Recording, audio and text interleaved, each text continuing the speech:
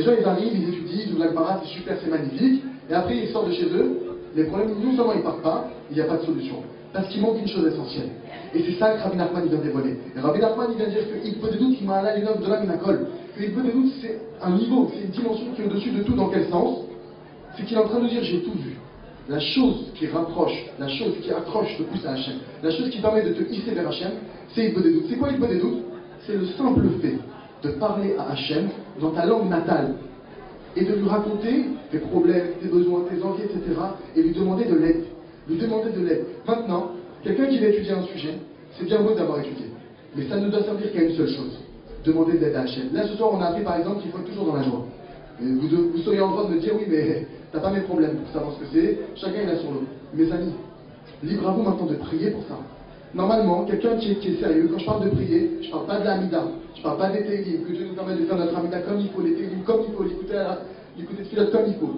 Ce que je parle maintenant, c'est le lien de base que nos pères avaient. Abraham Avinu, il n'avait pas de Patachéléo à l'époque dans le désert. Ni Yitzhak, ni Yaakov, ils n'avaient pas de Sidour. Ils parlaient à Kadosh Baruch Hu, ils ouvraient leur cœur. Et ça, c'est le plus petit des juifs d'entre nous qui peuvent faire.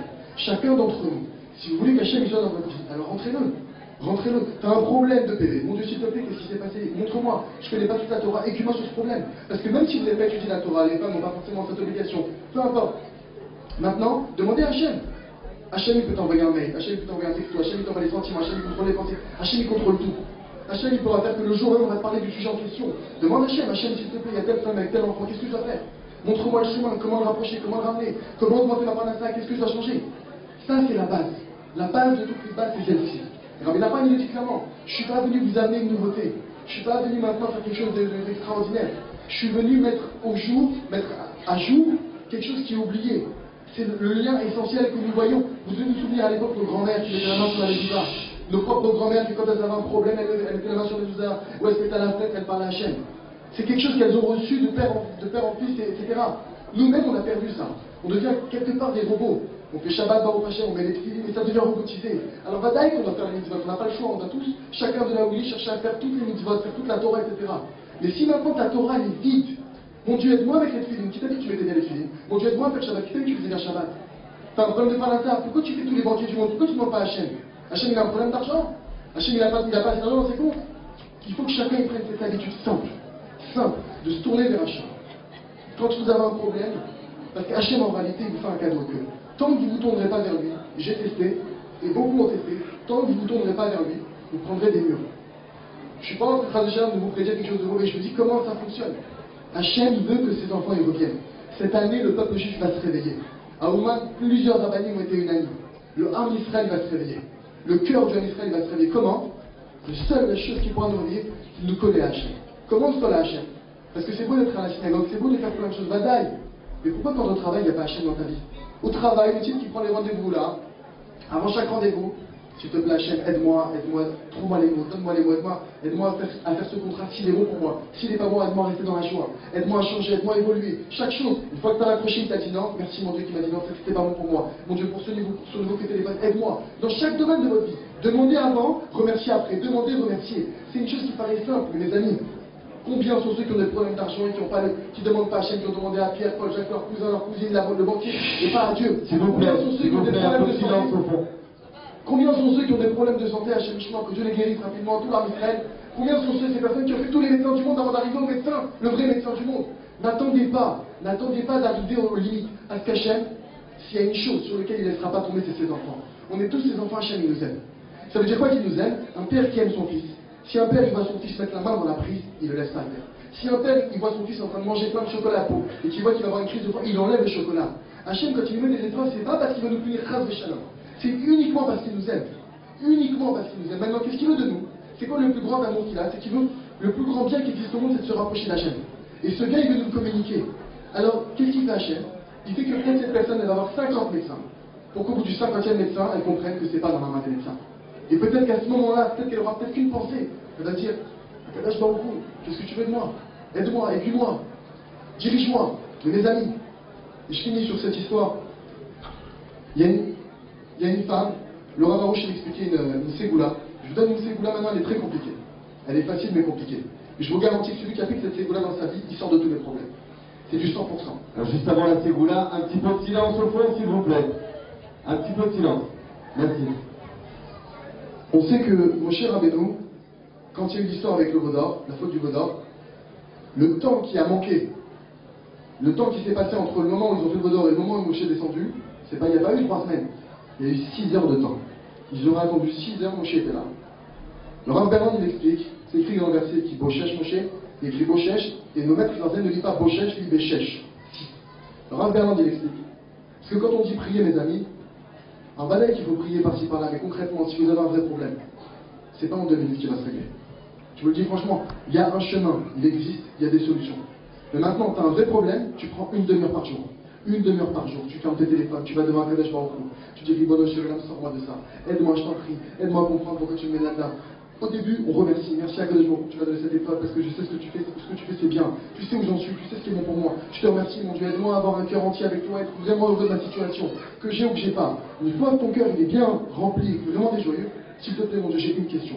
Montre-moi le bien qui est dans cette chose. Et montre-moi qu'est-ce que tu attends de moi. Guide-moi, éclaire-moi. Je vous garantis, la personne qui fait ça, elle trouvera une solution. Celui qui prend tous les jours une demi-heure sur n'importe quel problème, il trouvera une solution. Mais j'ai une solution accélérée pour les gens pressés. Et je vais vous la donner. Le Rav Berland, il explique.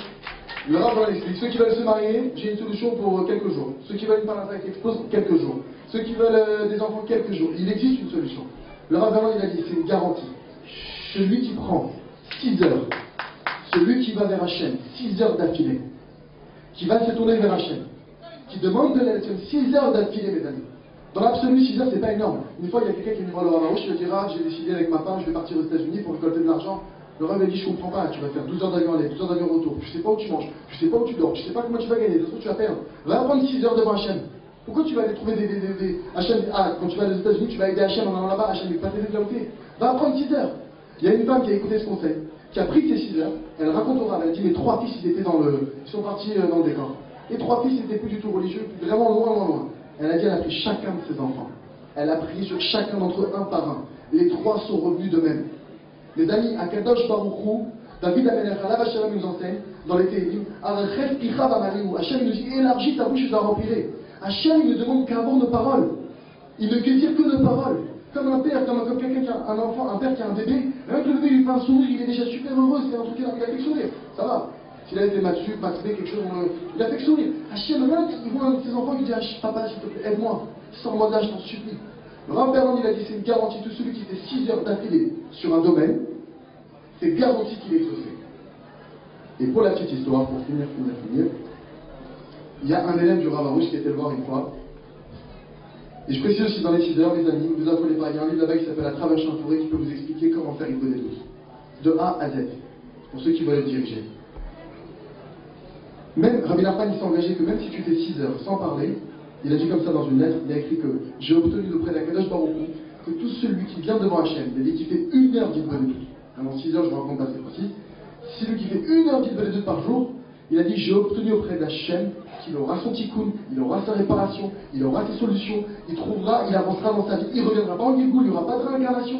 Il a dit j'ai obtenu ça, c'est une promesse, une garantie, il a fait ça devant plusieurs témoins.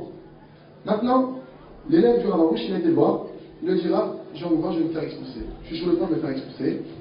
Qu'est-ce que je dois faire? Le Rav lui a dit va prendre 6 heures et tu vas demander à Hachem d'acheter. Il est parti faire les 6 heures. Au bout de 6 heures, il va voir le Rav. Il lui dira bon, j'ai été faire les 6 heures, on s'est fait expulser, on est à l'hôtel. On est chez les beaux-parents. Je vous raconte pas. Et le Rav lui dit retourne faire 6 heures. Il est reparti faire 6 heures. Il revient voir le Rav, j'ai fait 12 heures. Je suis maintenant à l'hôtel, c'est plus commode que chez les beaux-parents, mais c'est un hôtel, quoi. C'est une chambre, on est 12 gosses, et des trucs. Alors il dit retourne faire 6 heures. Au final, il a été faire 4 fois 6 heures. Il a eu un appartement. Ne me demandez pas ni comment ni qu'est-ce, il n'avait rien à la base. Il a reçu son appartement. Cette personne, elle est vivante, elle existe. Elle est à la yeshiva du Rav Arouche, vous pouvez aller la voir. Maintenant, mes amis, la question, et sur ça je finis, que vous devez vous poser tout de suite, c'est je viens de dire que celui qui fait 1 fois 6 heures, il est exaucé. Pourtant, lui, il a fait 4 fois 6 heures. Normalement, ça aurait dû marcher du premier coup. Vous savez, c'est quoi le problème? Un homme qui ne croit pas en sa prière. Un homme qui croit qu'Hachem ne peut pas l'écouter parce que c'est un rachat, parce qu'il a fait des erreurs.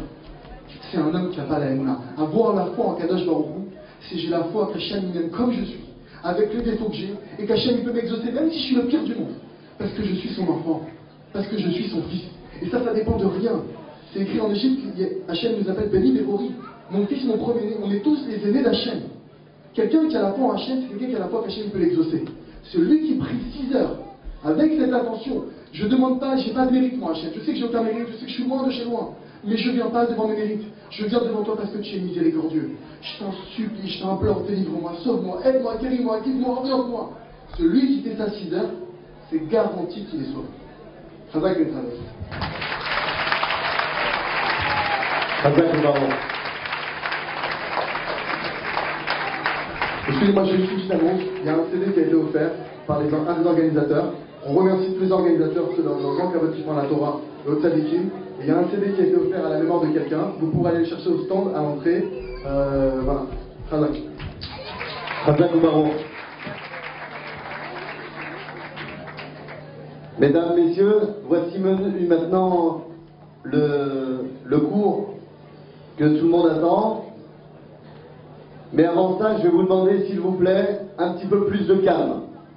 Je vous promets, c'est promis, tout de suite après le cours, vous allez vraiment crier, danser, chanter, hurler, faire tout ce que vous voulez. Mais on vous demande encore un petit peu d'attention.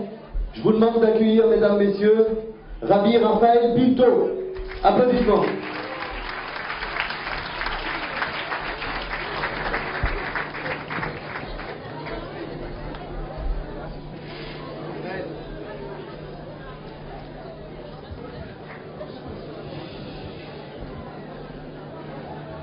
Shoot-moi la bataille.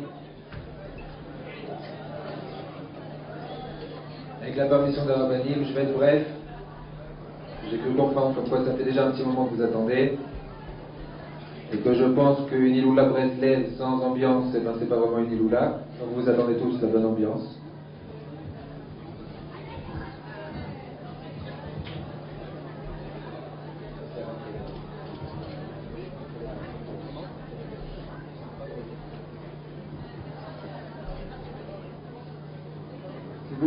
S'il vous plaît, mesdames, messieurs, je vous demande, s'il vous plaît, avec vraiment beaucoup de respect, de faire un petit peu de silence pour le Rav. Sinon, il ne va pas pouvoir parler, c'est dommage, on ne va pas profiter des paroles. Donc, s'il vous plaît, encore un petit moment de patience, et ensuite, je vous promets qu'on va faire une grosse fiesta. Promis. Bechamel. Lorsque j'ai vu l'annonce la semaine dernière de cette Iloula, S'il vous plaît. c'est bon. Lorsque j'ai vu l'annonce de cette Iloula la semaine dernière, et la photo de ce tzaddik qui rayonnait sur l'affiche, la question que tout le monde peut se poser, c'est à quoi ça sert de fêter la commémoration, comme toutes les Iloulas, pas spécialement celle de ce soir, la commémoration d'un décès d'une personne. Une personne, lorsqu'elle décède, c'est passé. Après, on n'a plus grande chose à penser. Il est niftar, il est décédé, il est passé de l'autre côté. Quel est notre rapport à nous qui sommes encore vivants avec cette personne qui est déjà décédée, qui est déjà niftar, qui est dans le monde futur auprès d'Akadosh Baruch Hu? Et ça m'a rappelé un beau passouk qu'on dit dans Parashat Teruma, qu'Akadosh Baruch Hu demande à Israël, qu'Akadosh Baruch Hu demande à chaque personne de lui apporter une offrande. Quelle est l'offrande qu'Akadosh Baruch Hu demandait? C'est d'avoir une part à l'intérieur dans son cœur. L'exemple que nos Chachamim nous rapportent, c'est qu'il y avait un roi que le monde lui appartenait et qui avait une seule fille. Cette fille était en âge de se marier. Elle a trouvé l'heureux élu et le roi parle avec son futur gendre et lui dit: regarde, je sais comme quoi tu vas te marier avec ma fille, je sais que tu vas la prendre, je sais que tu vas l'amener loin, mais je te demande une chose. Tu sais, de l'argent, j'ai tout ce que je désire sur terre, je l'ai. Mais je te demande une seule chose. Là où tu l'amèneras, mets-moi une petite chambre. Mets-moi un endroit où je pourrais venir voir ma fille de temps en temps. Mets-moi juste un petit endroit. La seule chose qui m'intéresse, c'est de voir ma fille. Akadosh Baruch Hu nous a donné sa Torah. Akadosh Baruch Hu nous a donné ses commandements. Ce qu'il veut, c'est qu'on lui laisse une place à l'intérieur de notre cœur. C'est vrai que notre journée, au quotidien, elle est faite, qu'on a du travail, qu'on a tous des choses à faire.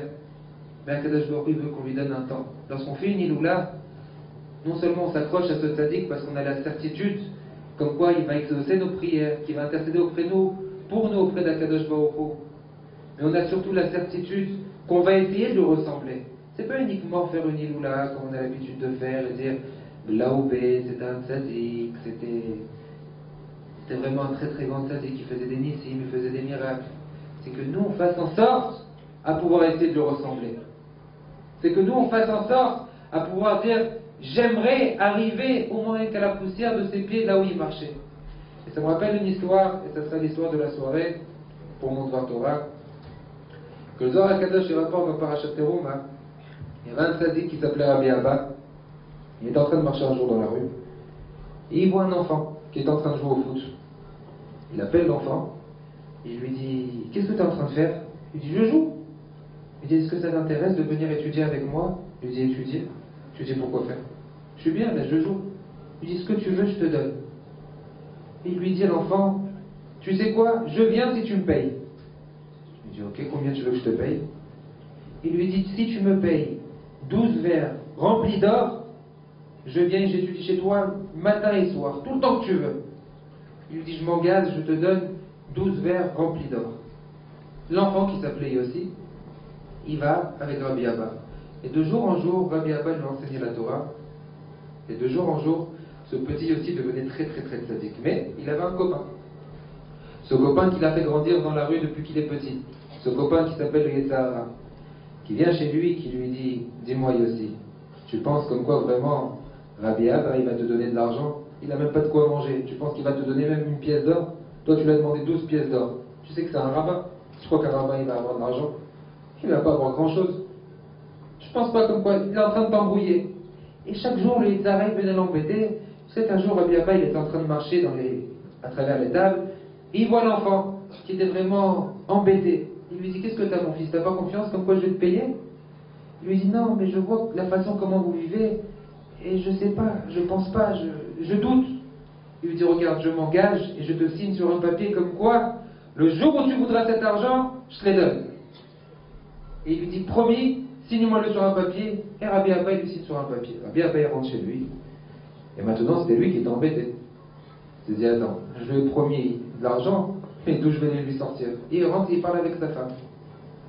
Et sa femme, qui était de bon conseil, elle lui dit t'as pas confiance en Hachem? Il est venu, il a fait Mesirut Nefesh. Toi tu as fait ton devoir. Akadosh Baruch Hu, tu penses que c'est difficile pour lui de te faire découvrir un trésor, ou de te faire découvrir les numéros du loto, ou de te faire découvrir n'importe quoi? Parle avec Akadosh Baruch Hu, Akadosh Baruch Hu il exaucera. Et Rabbi Abba lui dit t'as raison, c'est vrai, pourquoi je vais me faire du mauvais sang? Il termine la conversation, la porte de la maison elle tape, il y a un vieux qui portait une sacoche sur son dos, il demande je veux à tout prix voir le Rav, je veux à tout prix voir le Rav. Alors le Rav il arrive, Rabbi Abba, il lui dit qu'est-ce qu'il y a?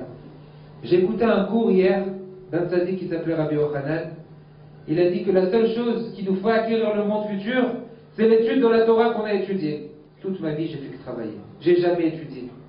J'aimerais acheter une part de Olam Haba de chez quelqu'un. Et voilà, il lui pose tout son trésor et il lui donne pratiquement plus de 12 verres remplis d'or et de rubis qui étaient destinés à quelqu'un. Rabbi Abba il le voit, il dit ça y est, j'ai quelqu'un dans la tête. Il lui dit à une condition je pars, uniquement si la personne qui est censée recevoir cet argent me signe un papier qui me donne la moitié de son monde futur. Sur place, Rabbi Abba il va, il cherche le petit Yossi, il lui dit regarde, je vais te garder ton argent, mais sache que ton argent, pour pouvoir l'avoir, il faut que tu signes sur un papier que tu donnes la moitié de ton monde futur. De toute façon, tu as fait ça pour études, pour avoir de l'argent. Il dit oui, je suis d'accord, bien sûr, je vais. Il rentre, il voit le vieux, et ils écrivent un papier, moi voilà, Yossi, j'étudie, et toute la moitié de mon étude, la moitié de mon Olam Haba, je le donne à un tel. En contrepartie, lui, il me donne cet argent. Le vieux, il prend l'argent, il part, et le jeune, il était tout content, il prend le papier, et Rabbi Abba, il garde l'argent. Les journées passent, les semaines passent, et l'enfant, plus il étudiait, plus il devenait grand, et plus il voyait quelle était l'importance de la Torah et quelle était sa valeur. Et que lorsqu'on prie, qu'on demande à Hachem, Akadosh Baruch Hu, il ouvre toutes les portes. Il commençait à avoir beaucoup de remords, beaucoup de regrets, jusqu'à un jour il est parti, il pleurait chez Rabbi Abba. Il dit je regrette, je t'en supplie. Voilà, je rends l'or, je rends tout, qui me rendent mon papier. Je ne veux pas donner la moitié de mon Olam Haba, ça ne m'intéresse pas. J'ai étudié, j'ai envie d'avoir mon Olam Haba, j'ai envie d'avoir mon monde futur. J'ai pas envie plus tard que mes enfants. C'est vrai comme quoi, lorsqu'on est sur Terre, on travaille financièrement. On aime mettre de côté pour nos enfants. Mais la chose la plus importante qu'on met de côté pour nos enfants, c'est lorsqu'on accomplit une mitzvah et que cette mitzvah, elle va protéger nos enfants, nos petits-enfants, nos arrière-petits-enfants. Si moi aujourd'hui je vis, c'est pas grâce à mon mérite, c'est grâce au mérite de mon père, de mes grands-parents et de mes arrière-grands-parents, comme chacun d'entre nous. Si nous aujourd'hui on est présent, vous pensez que c'est par rapport à notre tête? Non, on voit rien. C'est par rapport à tout ce que nos parents ils ont fait, par rapport à tout ce que nos grands-parents ils ont fait. Autrement, même pas on tiendrait devant Hachem. Et il appelle le vieux, et le vieux il vient et il dit non. Moi j'ai donné l'argent, j'ai tout donné, rien ne m'intéresse, je veux rien. Et le jeune il pleure, rendez-moi ma Torah, rendez-moi ma Torah. Et l'autre il dit non, je veux pas ta Torah, je veux pas ton argent. Garde l'argent, je t'ai donné, moi je garde la moitié de Olam Haba. Rabbi Abba il vient au milieu.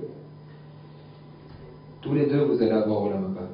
Je vais prendre cet argent, je vais le distribuer aux pauvres, aux nécessiteux et à ceux qui en ont besoin pour pouvoir étudier la Torah. Toi, continue à étudier et tu auras tout ton Olam Haba. Et toi, sache que tu as acquis déjà ton monde futur. Mais, il lui répond, il lui dit, c'est pas parce que tu es âgé que tu ne dois pas étudier. L'étude, la Torah, l'accomplissement des mitzvot, ça n'a pas d'âge. Tout le temps qu'on est vivant, tout le temps qu'on peut faire des actions, on a tout le temps le devoir d'essayer de faire des efforts et des efforts. Blé Nara, venir à Eniloula, voir tout ce monde. Tout d'abord, je tiens vraiment à féliciter, et même il n'y a même pas de terme, tous les organisateurs de cette soirée, parce que à travers des moments pareils, ça donne un désir, ça donne une envie de vouloir continuer, de s'investir, de dire comme quoi, il y a des personnes qui ont la volonté de vouloir avancer dans le derrière de la Torah. Nos grands-parents, ils nous ont laissé un héritage. Rabbi Nachman, ce qu'il a laissé comme héritage, c'est qu'on puisse marcher dans ses principes, qu'on puisse marcher dans ses pas. C'était quoi? Étudier la Torah, faire Gmilut Chassadim, servir Hachem dans la joie. Toutes ces choses-là, c'est les moyens pour arriver à être quelqu'un de plus simple, de plus stable. Lorsqu'on va parler avec Hachem, Akadosh Baruch Hu, il va nous écouter. Vous savez, comme beaucoup d'entre nous, comme ce soir, je suis sûr, vous allez rentrer chez vous, on va allumer une bougie.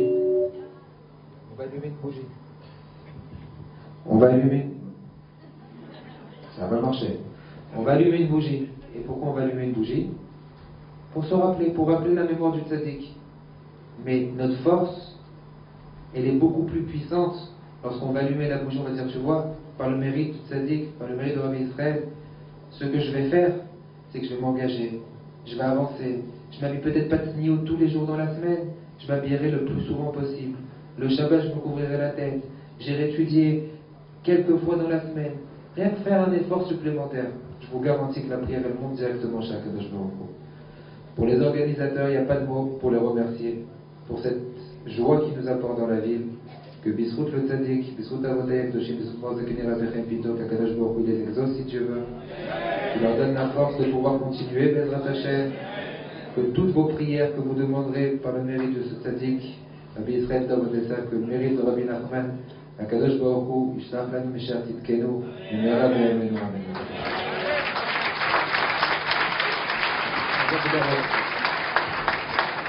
Merci beaucoup, Rabbi Raphaël.